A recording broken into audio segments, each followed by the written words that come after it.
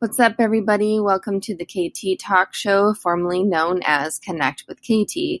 Wanted to let you guys know the app and program that I use for my podcast.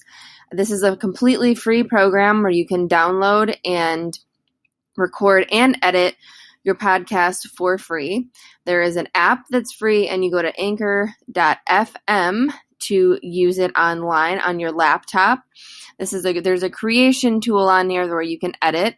And also there is no minimum listenership, and it's everything you need to make a podcast in one place.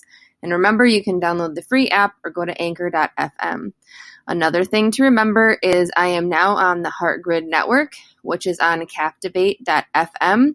We are currently working on putting all our episodes on all platforms, including Spotify and Apple, so make sure to listen to us on there as well. Hey everybody, how's it going? Welcome to the KT Talk Show. You already know me, KT, the host, but today I have my new friend, Patricia. We actually met on Poddit. And I know that there's a lot of people that I meet on there, but her and I had a really instant strong connection, which was really cool. We just have a lot of the same mindset, and I'm like, all right, we got to do a show. We got to get on here. You got to tell your story. We got to hear what you do. And we're going to talk about, a couple things, but if you guys don't already know, if you're very deep within your soul, and you let your soul speak, this is what Patricia does. She speaks from her soul. So things that she says is really genuine. And I just want you guys to take in what she says. And, Patricia, go ahead and introduce yourself, and then we'll just go from there. Hello, Katie. Hi. Thank you for having me. Yeah. Hello, everybody that is listening. My name is Patricia. I'm Portuguese, but I've lived in many places in the world. I'm a clairvoyant counselor and healer. So I work with personal development, spiritual development, and healing. That is the core of what I do. And I got to connect to Katie exactly because of that, because I saw her profile in Poddit, and I thought that I felt a connection, like instant connection to her when I saw her photo. And that's why I'm here today. Yeah, I love it. So let's talk about more about what you do. Why did you get started as why do you call yourself a clairvoyant? I can never say that word. I knew I was going to do that. I knew that was going to happen. The counselor and healer and teacher. Why do you call yourself that? What got you into all this? So maybe I start from the beginning.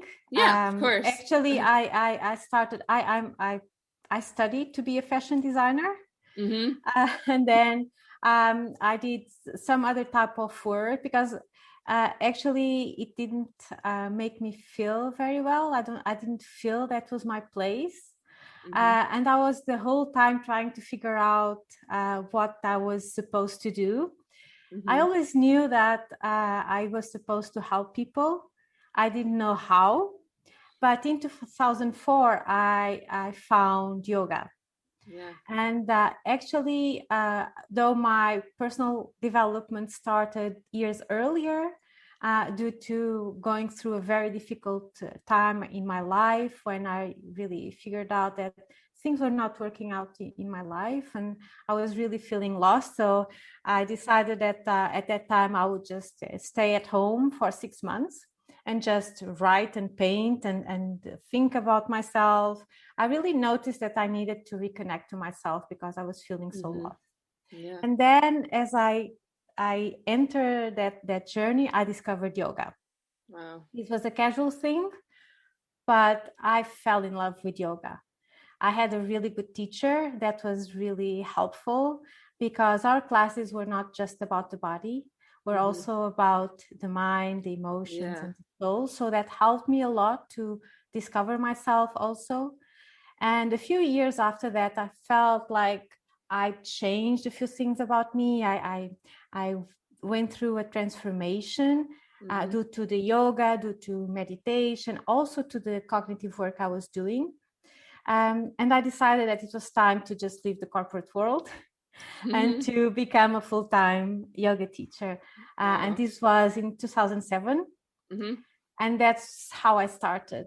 And then it was a journey that just led me to different things. In the beginning, I really knew that yoga was just like a door I had to go through to something else. I didn't know what that was. I knew it wasn't yoga that I was supposed to do for the rest of my life, but I knew it was just a door to go into what I was supposed to do. That's so cool. I love that. So, I feel like that's kind of like how I was too. Like I started with yoga too. Like that was kind of the beginning. And I'm like, I know I don't want to teach this, but this is really cool. You know, this is really eye opening. So. and actually I taught for many years. I taught yoga. Awesome. So I haven't been teaching now maybe for just like 4 years or 5 years that I decided to dedicate entirely to sessions, to healing sessions. But my journey just started. And clairvoyant, why clairvoyant? Because ever since I was 4, that I have spiritual awareness and I used to see things. Oh, wow. I came from a very conservative family. So Portugal is in the south of Europe, so we are very Catholic. And people now are changing, of course, but when I was a young child in the 70s, people were still very conservative, and my father was extremely conservative, so I could not speak about these things. So my whole life I just tried to push it away and not look at it, because it was something that I could not cope with. I was scared of it, to be honest. Also, I didn't know how to deal with that. But then in 2012, when I was living in Spain, my boyfriend died. Oh my gosh. And that was really a moment that I felt that I needed to face that aspect of myself. Because every time I went through a situation where someone close to me died, I had a lot of experiences with the person. So at that you moment, mean like spiritually you had experiences? Yes. Oh, okay. Wow. Actually, so you were able to really like see spirits and oh my goodness. Okay. Wow. Yes. Wow. I'll have to ask you a little bit more about that. So that made me feel when this happened, when I was living in Madrid, that I needed to dive deep into this part of myself. So to release myself from the fear I had of it and to accept it fully, because I felt it was a huge part of myself that I did not accept. So at that time, I was already on a long personal development journey. And then I went into a huge spiritual journey. And it was really powerful. And that just led me naturally into the healing arts, because I discovered that I was very powerful with energy healing. Wow. And I also discovered that out of nothing. Right. I can do it, right? Like I can do this.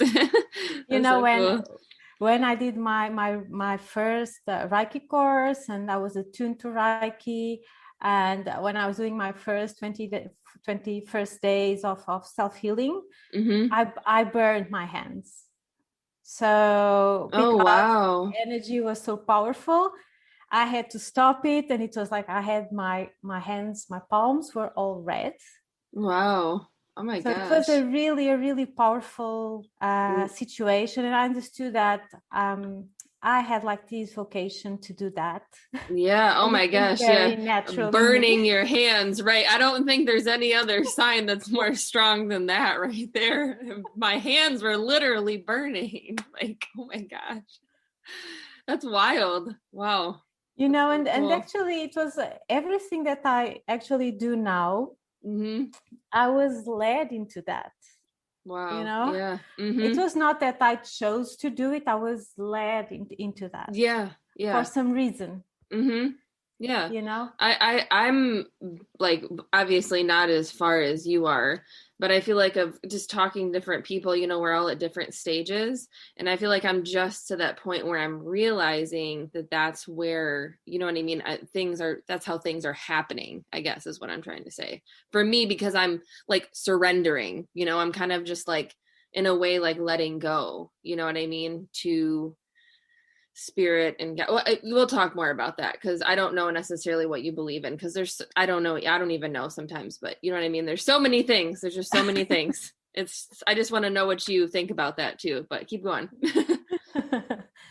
So, it was a natural evolution Mm-hmm. that led me to everything that I do now. So, for example, I do holistic tarot readings, and the Yeah. tarot just came into my life. I from one day to the other, I started dreaming about the tarot. I Oh, don't know wow. why. And Mm-hmm. every day I was dreaming about the tarot. And one day I said, okay, I'm going to buy a deck. And Yeah. today I bought the deck. I stopped dreaming about it. Oh my gosh. Wow. So, So so how did you, if you don't mind me asking, so how did this, I mean, because you said you were doing, like after your boyfriend passed, right? That was more of like that that real push to get more into this, right? yeah, So like like I don't even know how to ask this question. What was like one of the first things that you knew like it was your soul, like your genuine like soul, like guiding you or kind of like speaking to you? Like when was that first moment? Do you know what I'm saying? Like that kind of like that. actually, Yeah, go ahead. yeah, I think that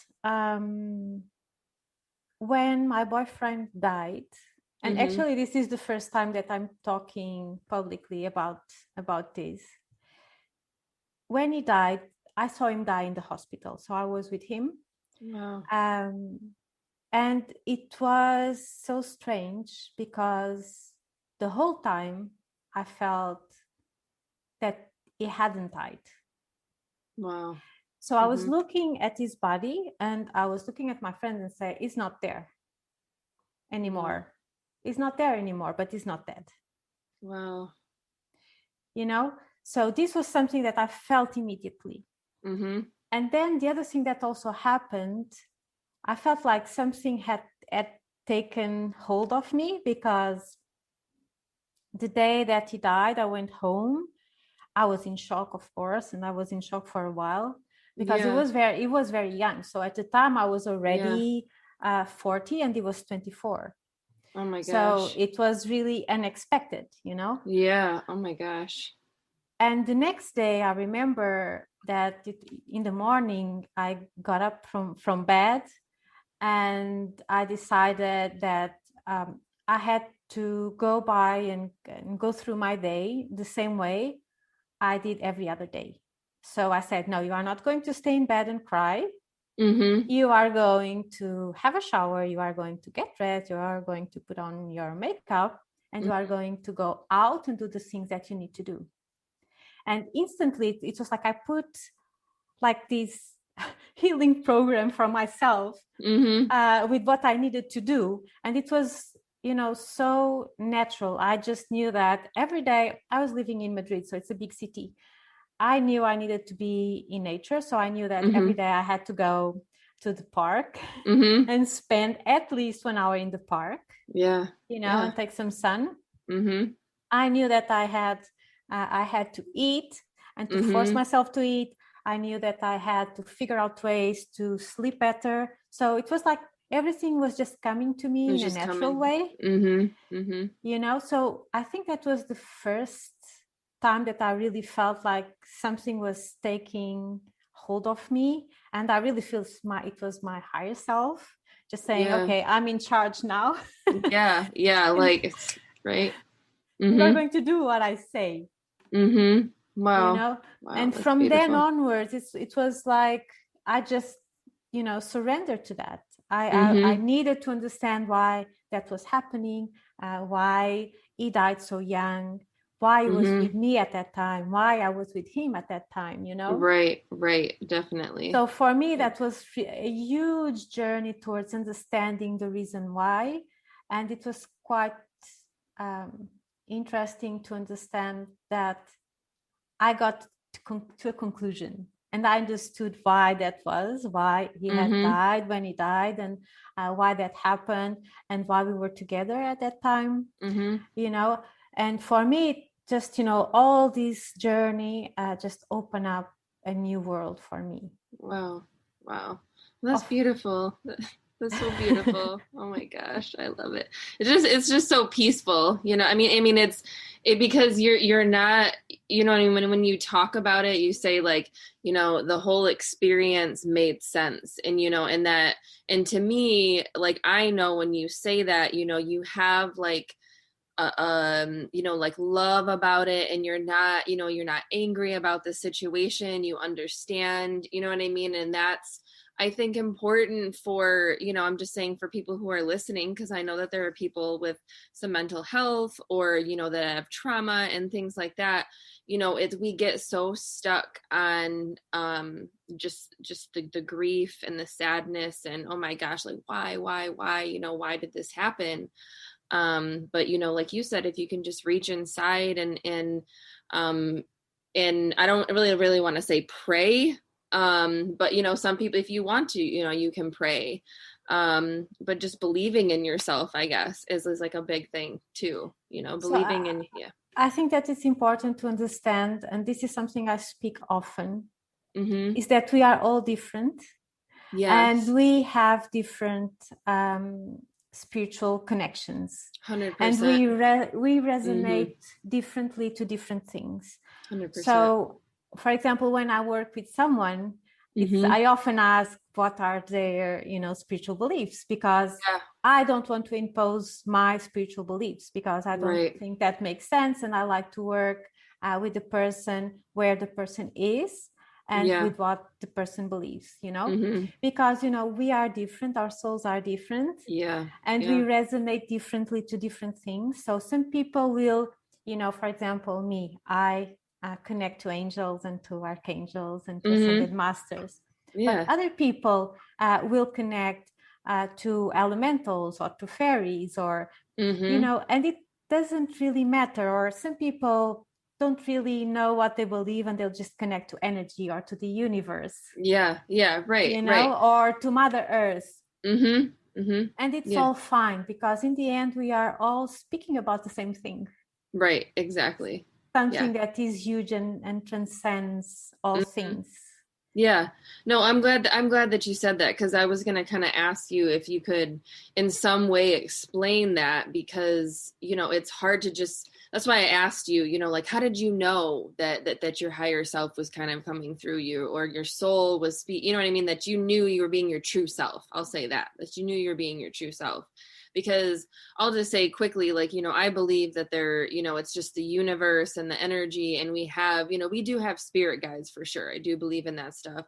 But like you said, everybody believes in something differently, but it all in the end is the same thing, right? It really, it's the same thing. It's the same thing. So that's basically what I'm getting to, is although we have those, beliefs, that really, if we all can just understand that it really is just this, it's like this bowl, and it's just the same thing that we can kind of like take from, you know what I mean? The little bits. And, if you believe that we are a soul that has gone through a journey and has had different experiences throughout its soul life. Yeah. Right? So those different experiences will make us resonate to different things. Yeah. Right. So one of the things that I do, I do like a soul profile, Akashic record reading, in which I go and see what is your soul group. Okay. So your soul group gives a lot of your main characteristics.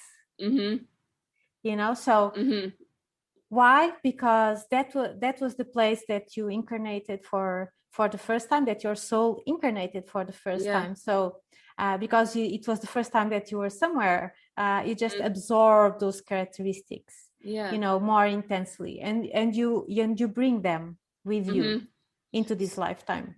So how do you do something like that? Is there a way for you to explain that at all without giving the whole thing? I don't know, I was like, how do I ask these questions? Sometimes they're just hard questions to ask because sometimes you don't know how to explain things. You know what I mean? It's just like, but so, well, I work through processes, right? So I have my own process to do things. The Akashic records, I connect to the Akashic records. I connect to my spirit guides within the Akashic records, and then I read my client's soul record. Okay. I will just make some questions, and I will get the answers to those questions. Okay. Yeah, right? Is it so it's something that kind of just comes to you in the moment type thing, like the questions to ask them? Well, I have a structured reading in which I know I have certain questions I want to make, and then I look for the answers. Okay. Yeah.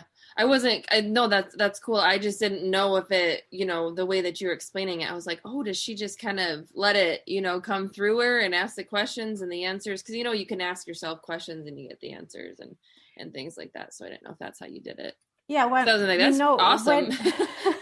So when you work as a professional in this area, you have certain, some routines and processes that you go through in order to receive the information.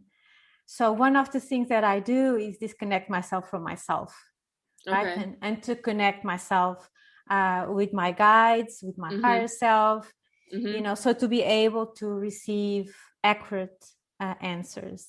Right. But everything, has a process to work in this area and to be serious about what you are doing. You have to take care about many different things. So it's important when we are starting this that we learn to connect to the right spiritual entities. Right. Not just to any, and not just to any, because that is really dangerous. Yeah. No, right? Thank you. So, one of the things that I do, that I teach in my Reiki level 1 course is exactly that. What you need to do when you are working with the spiritual realm. And you really need to learn to connect only to high vibrational or divine entities, because that you need to protect your space. Because whenever we are working with spiritual energy, there will be, some curiosity. Yeah, definitely. So we want to protect everything. We want to protect the session. We want to protect our integrity, our physical, mental, emotional, and spiritual integrity. Yeah. So it's good whenever we're starting in this journey of connecting to spiritual beings, to connect to divine beings, to connect to high vibrational beings, because those we know are the ones that will bring us, the positive, even, when they have to tell us difficult things that we don't want to hear. Yeah. Which is always in the beginning, right? Well, not only in the beginning, that my spirit team often says that I'm stubborn. I am for sure too. I know that. Because sometimes I just want to do things my way, or I just want to try things out. To try things out, and they say, I told you so, you shouldn't do this, this wouldn't work, That's but so we do what we have to do. What's important is that we connect to the right things. Whatever you believe in, for sure it will be something of a high vibration, but whenever you connect to a spiritual being, it can be a fairy, it can be an angel or archangels. We know that angels and archangels are divine beings, so we know that we can connect to them freely. But if we are connecting to energy or to fairies or to any type of elementals, we should, say that we want to connect to high vibrational type of entities. Yeah, definitely.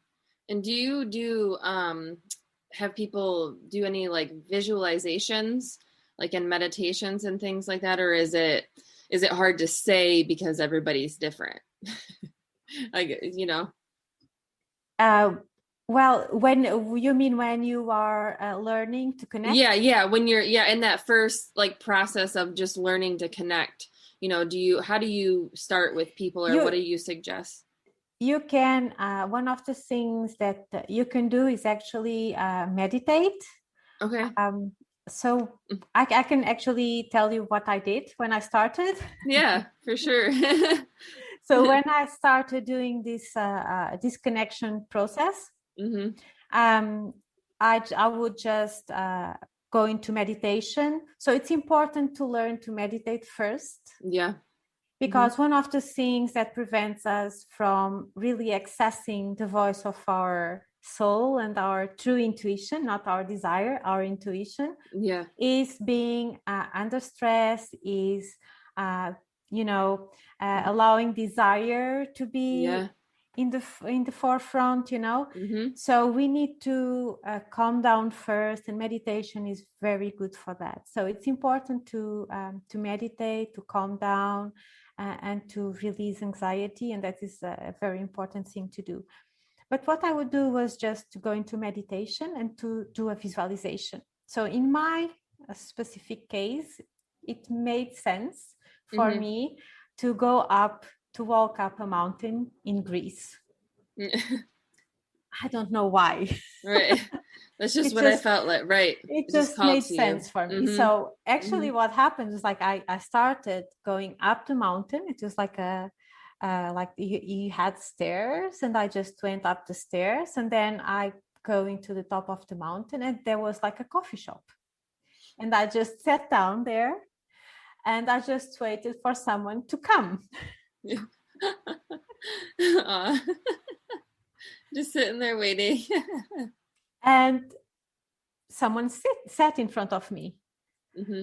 And my first connection was with someone that called himself Uriel, Mm-hmm. Wow. which I didn't know who that was.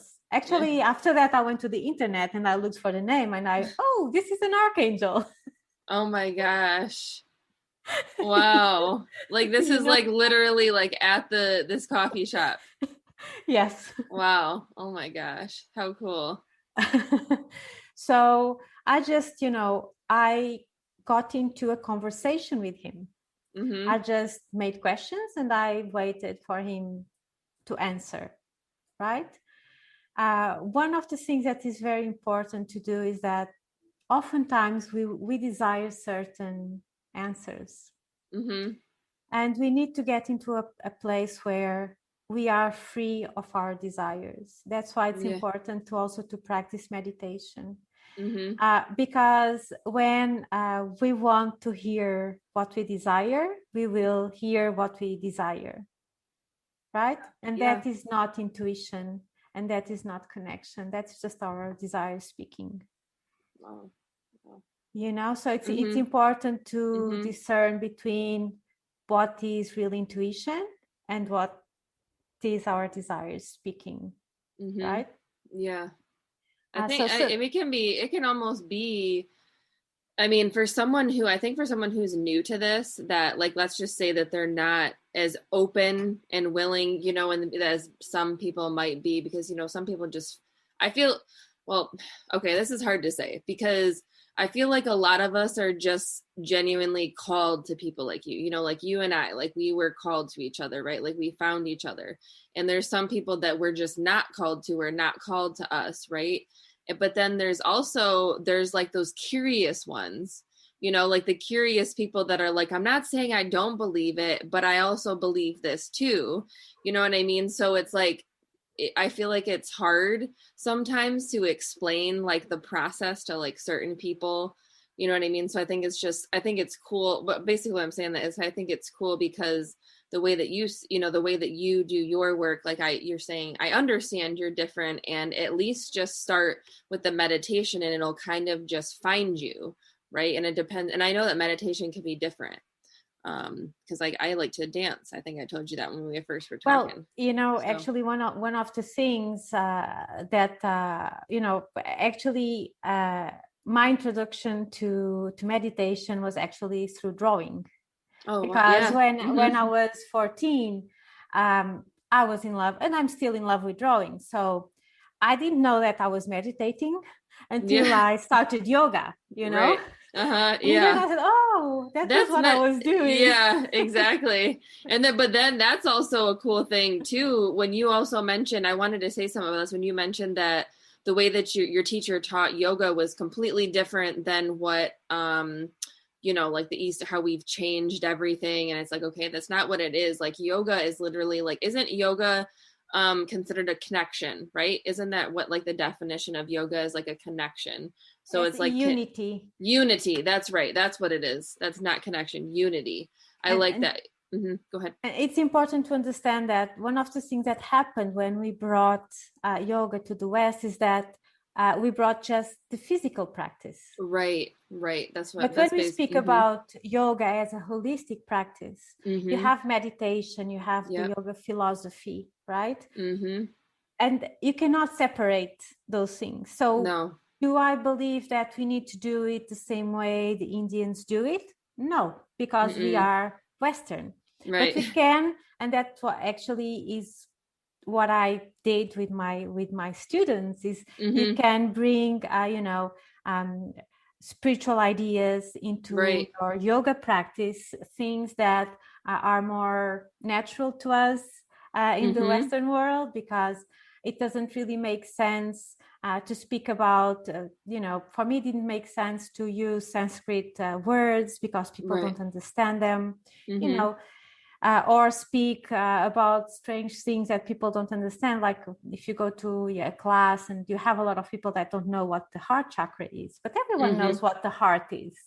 Right. Right. Exactly. So Mm-hmm. for me, it's always important to simplify things. Mm-hmm. Yeah. So you can translate things that are in the yogic tradition into a language that Westerners can understand, Yeah. Yeah. better. Definitely. Definitely. Mm-hmm. So I agree. it can be good, but you have to have all of that.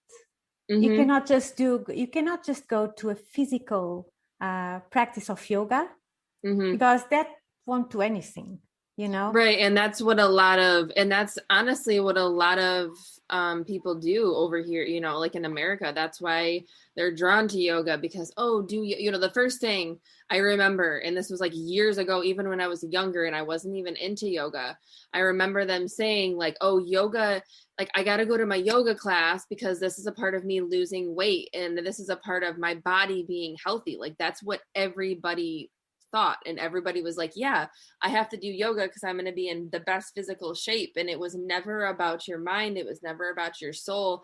So I'm sitting here like, oh, I'm just going to revert to yoga because of the physical aspects. And then all these people that I started to, but then, like you did, like I just kind of naturally kind of got more into my spiritual side of whatever, everybody calls it something different, slowly. And I started to get to connected with the right people that are like, this is not yoga. Like, this is not what this is, No. and then I got to like Kundalini, and that's kind of what showed me, because that was kind of that, I like to call it your snake kind of coming up, the uncoiling.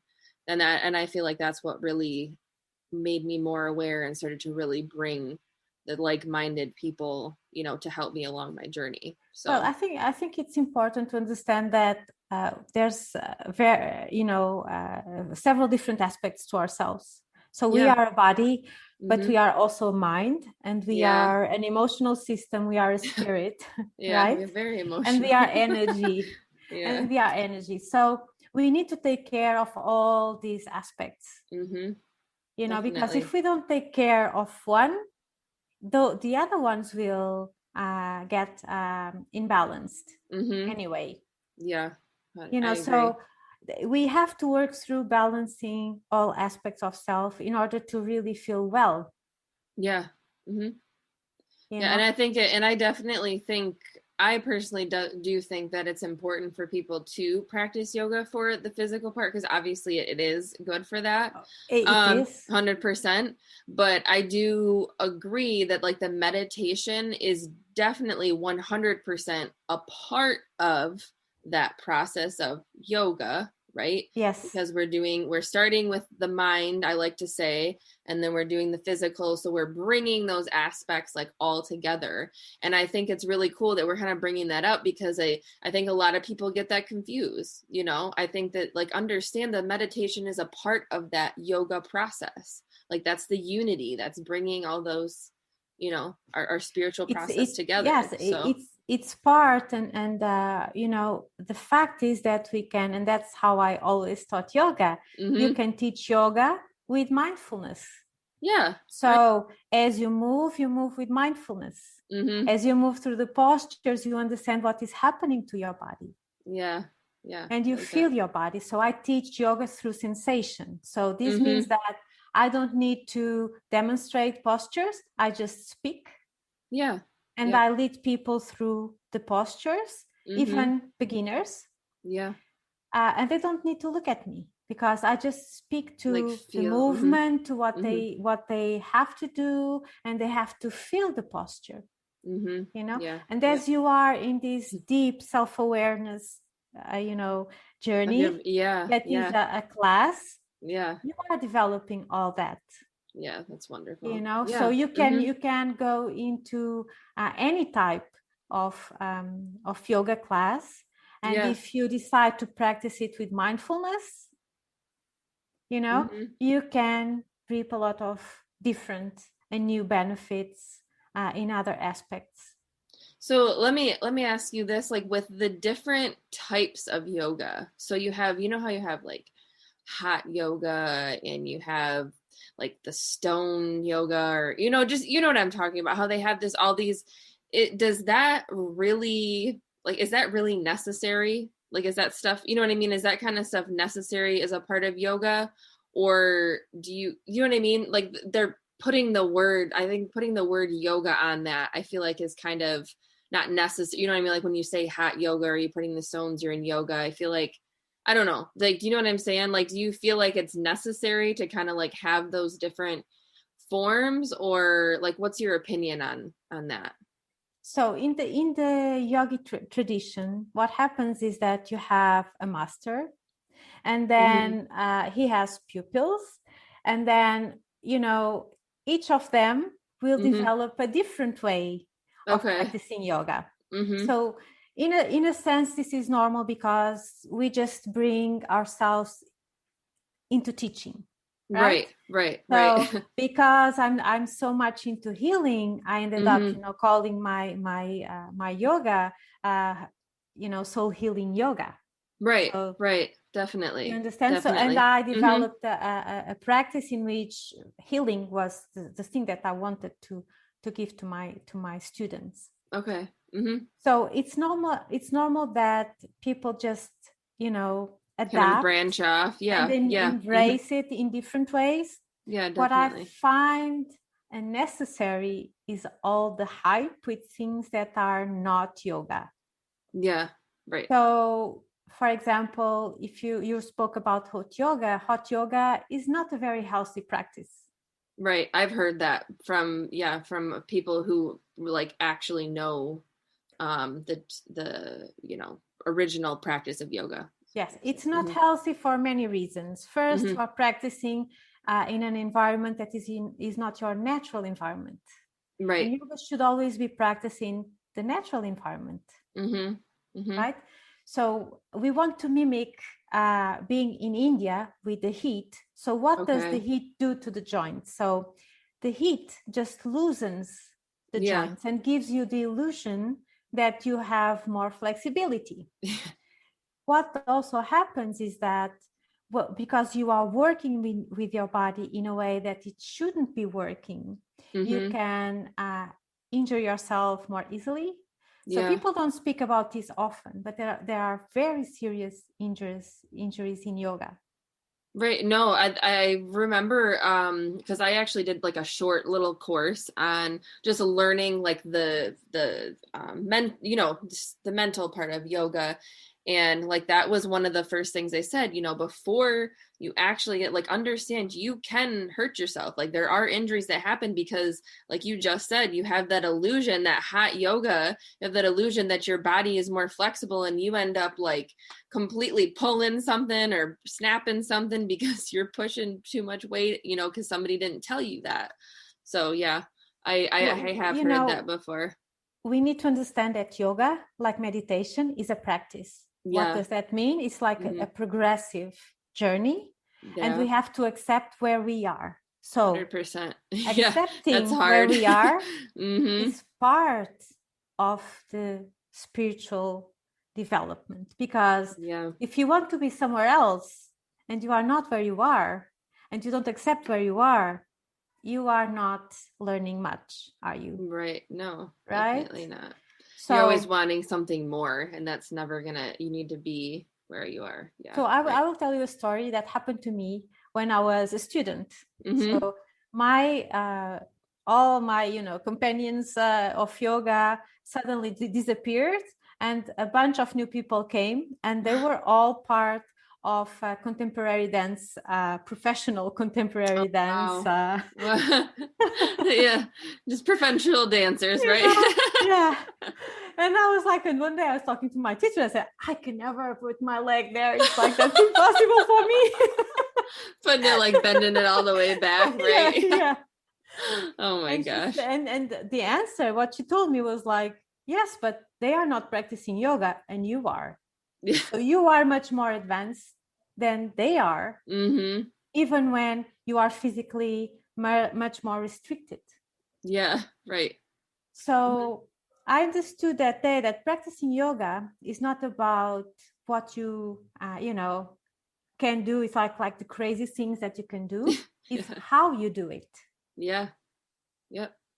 100%. It's how mindful you are of what you are doing. Because if you are pushing yourself and you are feeling pain and you are pushing through joint pain, that is not a wise thing to do. Nope, definitely not. You shouldn't be feeling any pain. There should not be any pain whatsoever. And it should be forbidden pain. Yeah, forbidden.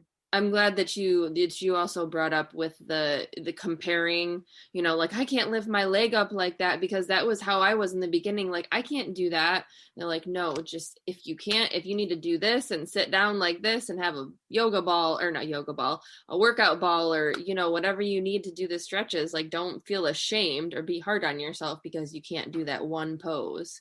So I'm glad you brought that up. It doesn't really matter, because again, it's about how you are in the posture. Are you with mindfulness in the posture? So if you can just lift your foot from the floor 1 centimeter, right, and you are in the posture, you are a yogi, right? 100%. And you are doing more than a person that is pulling the leg up behind the head. I know, and my hurting gosh, themselves. Yeah, so, I always wondered if that was natural, but so there's we have to understand that in yoga also, of course, you gain more flexibility, but you have to allow your body to just become more flexible over time and with practice. Yeah, definitely. We don't need to be, because we learn to we always want to be at the end, at the finish line. I know. Yep, we do. Definitely. A lot of, especially those working, entrepreneurs out there, just always trying to get to the end. And then we forget to enjoy the process and the journey. Yeah. It's very important to enjoy the journey, because it's during the journey that we are going to learn the most important things. And if we are just focused on getting there, we will miss out. Yeah, we'll miss out on opportunities. We'll miss out on so many things that, if you're just calm and you're just taking life in, like, one breath at a time. Like, that's how I like to tell people, then that's like you living, like you're breathing. Like, you breathing is so, like, beautiful in itself. You know what I mean? So it's just that right there. I like to tell people, like, you're alive, like live right now. We live in a society, that has convinced that what is important is to achieve things, and that is not what's important. Because if you are into a spiritual development path, you know that what is most important is your spiritual development and personal development. Is you learning to live life, you're learning to live with yourself, to live with others, to understand how to navigate life, and to learn from the things that happen to you. Definitely. Yeah, because we kind of just have a little bit of some of us have a shield, in a way that we don't think that the spiritual part or that stuff is necessary. And a lot of us get kind of made fun of because they're like, oh, well, people like you just like, you don't know what it's like to have a lot of money or something, because money is happy, just for example, that's totally small, but just like that. And it's just like, no, but are you really happy with yourself is really the question, right? It is. And that most people are not happy with themselves and within themselves. And that's why actually I do the work that I do, because my first thing I do with anybody is that anybody that works with me ongoingly is the first thing is to understand yourself, is to look at the past and reframe your ideas about yourself, about what happened to you, see yourself in different eyes, the truthful eyes. So that you can really start to cherish who you are and love yourself, because most people do not love themselves. Yeah. Well, I don't know if you agree with this, but I heard somebody say that, whether you believe it or not, like all of us had some sort of trauma, and it didn't have to be like, she said, like, it was like taking my lollipop away when I was a kid and I was so devastated. Like we could still technically like hold on to that, like when we're older, and it's like, that's something you have to like work through, that you didn't work through. And you could just be somebody who constantly throws a fit because they don't get their way because of that one time when your lolly got taken away, right? It's true. Of course, that we have to understand that whatever happens to us is the worst thing. Right. So it doesn't matter if it's something that is really serious, and really, really bad, or if it's just, someone taking the lollipop. Right. But you feel it like the worst thing ever. Because it's happening to you at the time, because it's happening to you. That's normal, but that happens. And I've seen it with some of my clients, because I also do regression work. And I've seen that with some of my clients, to understand, okay, this is coming from this situation that happened when I was a child. And sometimes like you say, like the lollipop. It's like just simple things, and that destroys the person's confidence. And it 100%. Really influences you negatively throughout your whole life. But the thing is that there's something that I really like to say, that so I consider myself a problem solver. So I help my students and clients to go from destructive situations, painful, negative, into constructive, positive situations. I feel like it's important for us to understand that everything has a solution.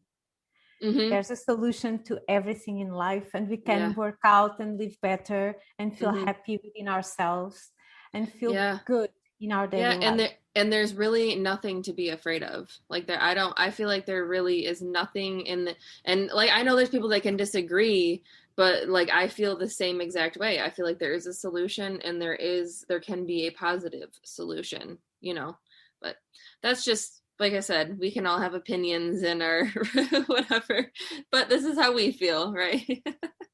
Well, it's difficult. Some people, we also have to understand that some people have more difficult lives than others. Right. And that's why I do like to say that too. Like we all go through so many different experiences and might not even go through a positive experience. Like I don't remember somebody saying, we're going through a meditation training and, they're like, I don't even have any positive experiences in my life. They're like, I don't have a positive experience to go to, and I was like, oh my gosh, like, how do you help somebody go to a place like that? But also, sometimes it's because people don't understand what are positive experiences.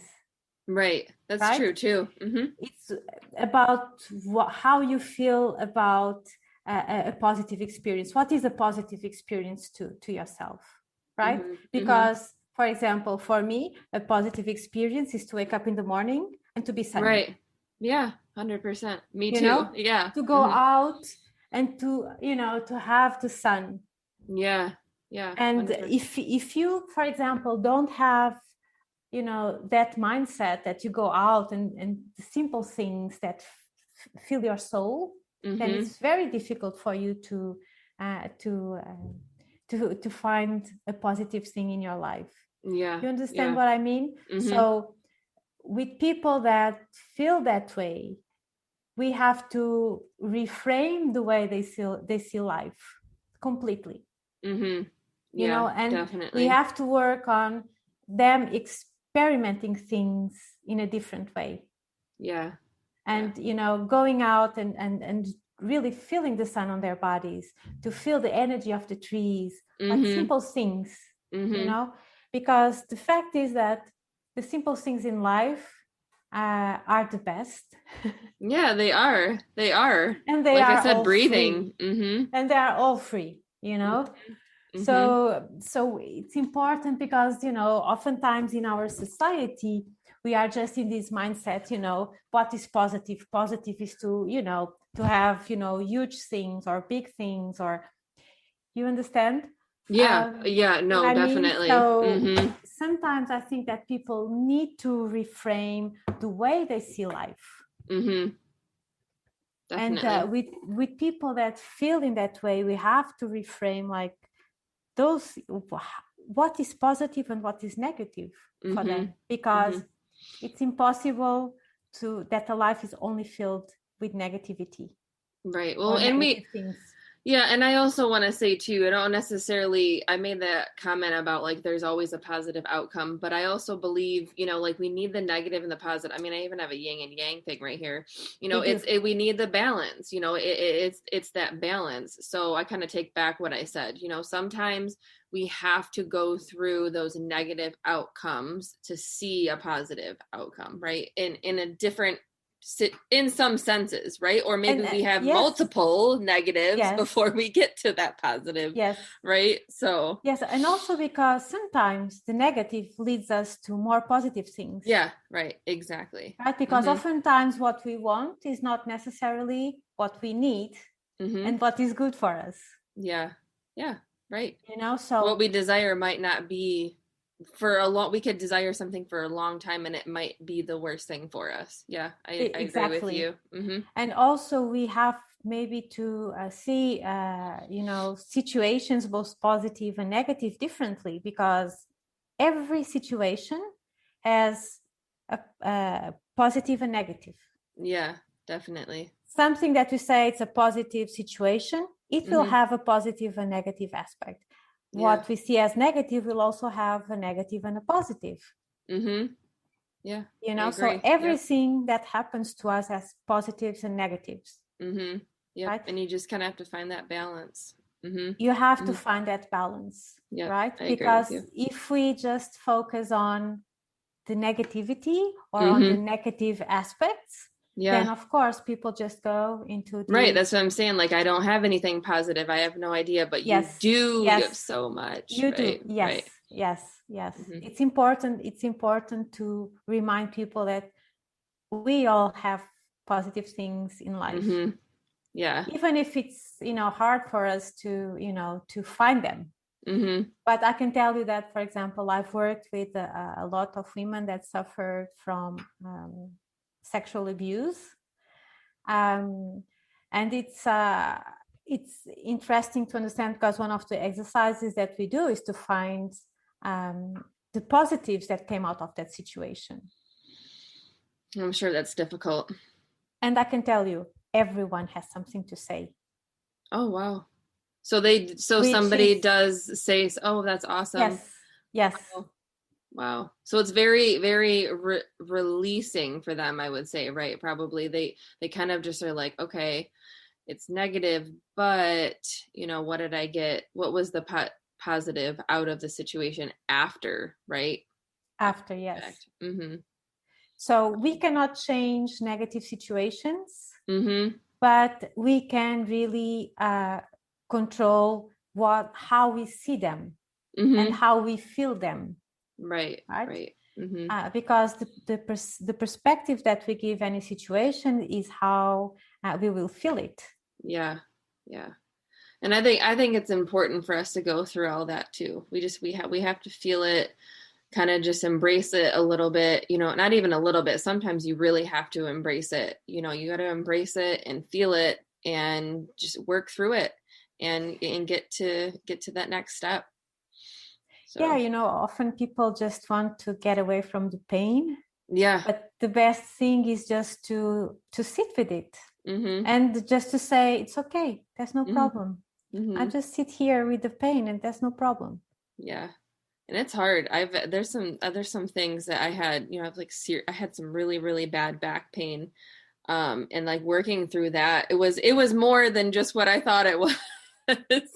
We'll say that, as far as like things I had holding inside of me, and it's crazy how within a 10 to like 15 minute span of me working through that, I find myself lost in it. And then I didn't feel it anymore. Like it was like that process of like, okay, this is really uncomfortable and I want to just forget about this. I want it to go away, but let me just like feel into it and see where this is coming from. And then I just got lost in it. And, and that's what I think, that's a part of the process, right? There's a lot of people that suffer from psychosomatic issues. Mm-hmm. A lot of diseases just come from mental and emotional issues. Yeah. So it's really important for us to work through them. 100%. Right? Mm-hmm. Because we know that, modern life, it's not an easy life. Right. Right. Definitely not. It's not an easy life. But if we become more aware, if we learn, because, one thing that is important to understand is that healing is also a skill. Yeah. Mm-hmm. A skill that you learn. Yeah. Right? Definitely. So one of the things that I do in my practice is not, I help people with energy healing and with spiritual healing, but my clients also have to work by themselves, and I teach them what they have to do, and we develop plans for them so they can resolve the particular specific things they are dealing with. Mm-hmm. Because we need to learn these things that will help us manage and get to the point where we can overcome these things. Yeah, definitely. 100%. I agree with you. Well, I'm glad that I have you here. I'm glad that we're talking about this. This is wonderful. So I wanted to give you some time to talk about some of your programs and like anything that you have online, that you want to mention, or if you have anything coming up this year, anything exciting. I'd love for you to be able to, and that's something we can kind of end on. But I wanted to make sure that you had the opportunity to kind of just talk about your program, what's available, what's going to be available, any changes, anything like that. I'm totally open for you to, kind of have the platform for a minute and talk about your work. So right now I'm doing single sessions, and I'm working in ongoingly also with a few clients. ongoing work is the best work, because that means that I will use probably all the types of the single sessions with the client that I'm working with, and we will just move through the process accordingly to what the person needs, and I will use the tools that are necessary to help the person overcome their issues. So ongoing work for me is the best thing, because it's the thing that gives you the most beneficial results. You know? So with some people, I tend to work bi-weekly. Some people I work weekly. With some people, I work once a month. Right? It depends on where you also are. So people that have more difficult issues, more sessions, the better, right? But some people that are already in this process, and they can work by themselves, and they can sustain, for example, the whole month doing the work that I give them to do, we can do monthly sessions. But then I also, I do soul profile, Akashic record readings that are, this is a reading that you do once in a lifetime. So it's just, you do it once. I do a lot of tarot readings. I mix the Akashic records with the tarot, and I get a lot of information, and very specific information about many areas. I also I tend to work not only with individual people, but I also work for companies. Oh, cool. With the tarot, and I just figure out what's coming, because with the Akashic records and the tarot, I can just predict what's coming, which are the things that are not so good, and how we can prevent those things, and what we can do now to get a better outcome. So right now I'm doing this. I'm actually planning on doing a cord cutting online group session soon. Yeah, it's okay. I mean, you're doing a lot, so that's why I was like, oh my gosh, you're throwing something else on there, right? Well, I have to be very careful, because I don't want to burn out. I know, right? Yeah, I know. I walk my talk, so I'm very careful about myself and my well-being and my health. So, I just that's why I tend not to work with groups so much, because I already have a lot of time with individual one-on-one sessions. But I'm planning on doing this maybe March, April, doing a cord cutting, which is something that is very powerful also. And I haven't done it yet, but I've heard about it. It's very important, especially if you were in a toxic relationship with someone, and to cut those cords of attachment, the toxic part of the relationship that stayed in your body. That is really important thing.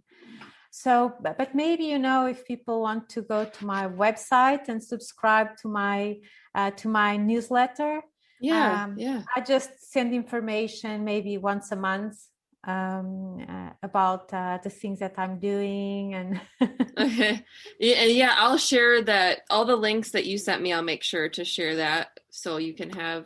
And you are a wonderful artist. I know I commented on some of your stuff. I was like, oh my gosh, it's so beautiful. You are a fabulous artist. I tend to, my art, I tend to share that on my Instagram. I love it. I like to share it also with my thoughts about, the personal development and spiritual things. And sometimes life and day to day. Right. Just life, right?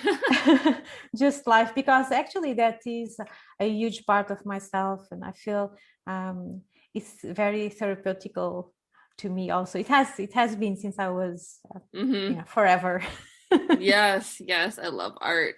I'm not the greatest artist in the world, but I find, you know what I mean? I find what works for me. I kind of just go with the flow. Like I'm like, I feel like painting today, and I just kind of let what goes. And I have some random things over there, but it, you know, I was like, hey, you know what? This is cool for me. Even if it looks like a 10-year-old drew it, it's totally fine, right? Well, it doesn't really matter. Right, It's how you exactly. do it. Actually, I was thinking yesterday that I want to develop a workshop with color healing and with Oh, painting. cool. I would totally Uh, do that with you. Oh my gosh, that sounds so fun. I've been wanting so to find people that have, because I like, that's so cool. Because I don't know too much about that, you know, about art. So people that actually know about art, I would want to learn from them. So, well, I think that it's not so much about knowing, it's about feeling it. oh yeah. Mm-hmm. you know and to feel what is good and bad for you, and to understand what you can Yeah. learn more about yourself through painting. Yeah, definitely. That's you know beautiful. That's wonderful. Excuse me. I'm yawning. I was like, no, I wasn't. Yeah, well, that's so awesome. So people, it's you're very accessible, you know, all online. So that's really cool. And I did check out, you know, I saw on YouTube you have some tarot readings on there, so you guys can check that out as well. Yeah, I have I appreciate. some meditations too for the people that is also going through difficult situations. I have a Hmm. few meditations with energy healing. Cool. So they are healing meditations. So I have a few. I try to post as I can Yeah, no, I there. understand. I understand. Totally. But I have a Totally. few things there for people that want to try guided meditations, easy meditations that you can do and that can have like a healing effect too at the same time. Yeah, cool. Yeah, like those ones where you just kind of feel like you're almost asleep meditations, right? And then you wake up and Yeah. you're Yes. yeah. And I love those ones. They're my favorite. I just did one last night and I literally was slept like a baby. I just was his voice and everything. I was like, oh, yep, here I go. I'm gone. Which is good, because most Yeah. of us are really in need to relax, Yeah, we do. And just and not that's, jump right out of bed. I noticed that was something I did too. I just got right out of bed and this I was like, "Oh my gosh, I'm laying here for like 10 minutes. I'm not just getting right up out of bed anymore. I am laying here for 10 minutes every day." before I became a yoga teacher and changed my life, I used to get up like that, and I knew I Mhm. had like 7 minutes to do this and 10 Yeah, minutes to do yeah. that. I'm nope, not doing it anymore. Nope. And now that Yeah. I have 2 hours for myself before Beautiful. starting Mhm. to work You need it. You need every it. day. So Mhm. I need that time for myself, That's and I wonderful. give it to myself so I can, drink my coffee and, Yeah. wake up. And, Right. sometimes I see some videos about art or about, anything that I'm interested, or I read. I do just Yeah. anything that I feel that helps me, Yeah. uh, to Yeah. go into my day in a calm way. Yeah, I agree. I try to do the same thing. I don't tip 2 hours. I don't usually do 2 hours, but like at least an hour for sure. Definitely, for sure. Whatever. And it's usually reading. Usually reading most of the time.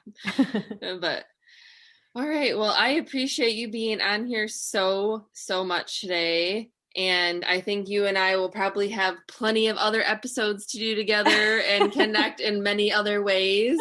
I'm So thank very you. open to all of Yes. that. Thank you for having me in your Of show. course. Of I course. always, I love to share, my experience, Mm-hmm. because I know there's a lot of people that are going through a bad moment, and especially now Yeah. with COVID Mm-hmm. and all the restrictions and the It's a situations, the lot. difficult situations. It's a lot. Mm-hmm. So I think it's a good moment for us to spread some light Yes. into the Yes. world. The KT Talk Show is now on captivate.fm/the Heart Grid Network. And you will find 5 other shows there as well. You can also listen on Spotify, Amazon, and Google Podcasts.